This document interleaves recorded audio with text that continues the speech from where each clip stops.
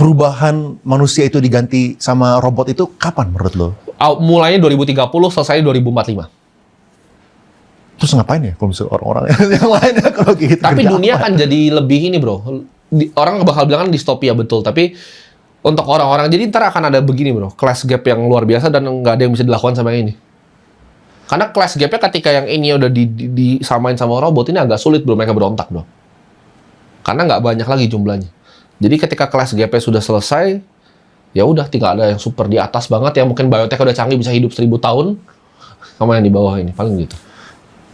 Yang gue kebayang itu mungkin ini mulai tergantikan tuh waktu kita punya economic value sebagai human itu udah lebih sedikit dibandingkan si robot ini.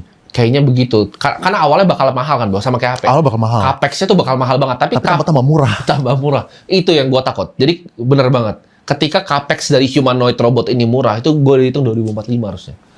Iya, itu gampangnya gini ya teman-teman. Gampangnya tuh maksudnya kalau misalnya si seorang pebisnis ini dia mau ngegaji orang, lawan dia nyicil si robot, murahan mana? Nah itu. Murahan mana? Ketika udah nyicil si robot itu gawat. Karena robotnya nggak perlu digaji, nggak perlu demo, nggak pernah istirahat, nggak pernah lapar.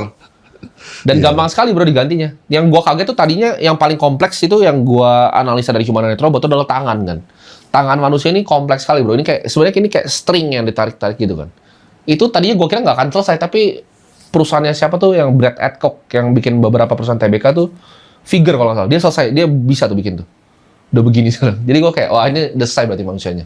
Karena yang tadinya gua pikir di hidup gua tuh akan sulit sekali tuh tangan bro. Tangan kita yang paling kompleks.